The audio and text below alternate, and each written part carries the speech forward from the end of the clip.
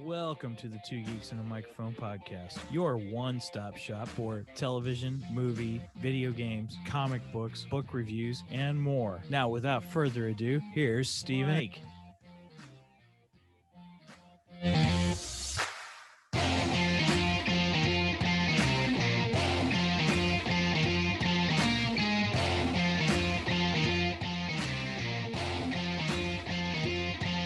Hello there. So who talks first? You talk first? I talk first. And welcome, everybody. We are so glad and excited that you are listening to the Two Geeks and a Microphone podcast. My name is Stephen Boster, along with my illustrious friend, Mr. Michael Shanks. And we are here today to talk all kinds of fun geekdom. And so thanks so much for joining us. Well, I gotta say, I am excited and pumped for today. So, Mike, would you ever so graciously just introduce our wonderful guest that we have with us today? I sure would. We have it's an honor to introduce this guest. In fact, he is one of my podcast heroes. We have the one and only from Rebel Force Radio, my friend and yours, JimmyMac. Yay! Hey, Stephen. Hey, Michael. So good to see you guys. Michael, of course, you and me have actually met in person a few times. As a matter of fact, I went out to lunch with you and your fabulous family. We had some awesome pizza. Yeah, we went to Giordano's. Oh. And Mike wanted to have a Chicago deep dish. And so that's where I break in newbies. And then, Giordano's. And that's a good one to start with. Oh my gosh, that was incredible. I would love to go back and have some of that pizza. Yeah. It was amazing. But you guys were breezing through my neighborhood on your way to Great America, which is Six Flags up in Gurnee, Illinois. So that's north of me by like an hour or 45 minutes an hour. Something like that. Yeah. So you stopped in and we went out and got some pizza. Also hung out at the Galloping Ghost Arcade, one of my favorite places in the world. Played some Star Wars and played some Miss Pac-Man. Mm-hmm. Yeah. Very cool. Oh yeah, you were talking a big game about Miss Pac-Man. I sure was, and you still beat me. I was lucky.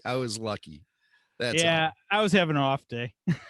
No, but I could see the skills were very present in your gameplay. I could tell that you were definitely a very good Ms. Pac-Man player. You know, Ms. Pac-Man is one of the top 5 all-time arcade games.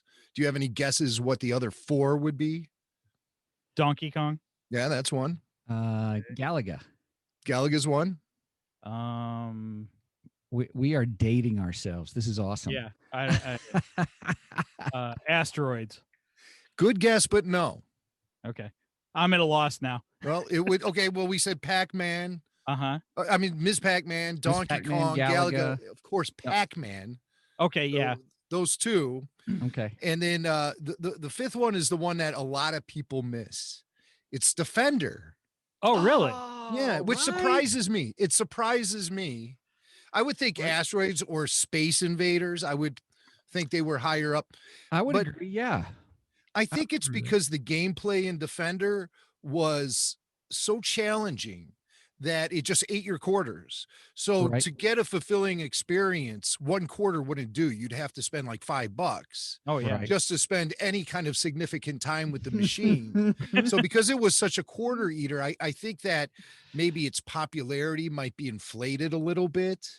It's such a hard game. It is such a hard game. And so we go to Galloping Ghost Arcade, which is the world's largest arcade. They have like 800 plus games, individual, all different titles, 800 different titles. And so we go there and play, and it's on free play. You just pay admission to go in, and then you could play the machines as long as you want. And I've spent some significant time with Defender. And I walk away from that game like worse than I was when I started. It's so complicated. Now, wait a minute. I thought Qbert was your game. I love Qbert. Now, see, Qbert's a game where I can actually make a serious run on some world records. But if I was to try to break the Qbert world record, it would require me playing the game nonstop for like 3 days. And I think you can earn enough free guys over a long enough time where you can walk away from the machine for half an hour if you have to. And you'll still have enough Q*berts to continue playing. I don't get how they do that. Q*bert, but I suck at it. It's fun. It'll drive I you love insane. It will drive you insane if you continue to play. I have noticed that I'm not the same person I used to be before I started binging Q*bert. Something's just a little off with me ever since I got hooked on that game. I don't think it has anything to do with Q*bert. That's how you sound like my wife, Wendy. Now, there you go.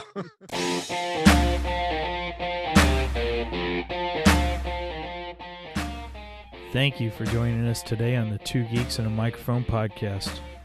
Tune in next week when we will have more news and reviews. Until then,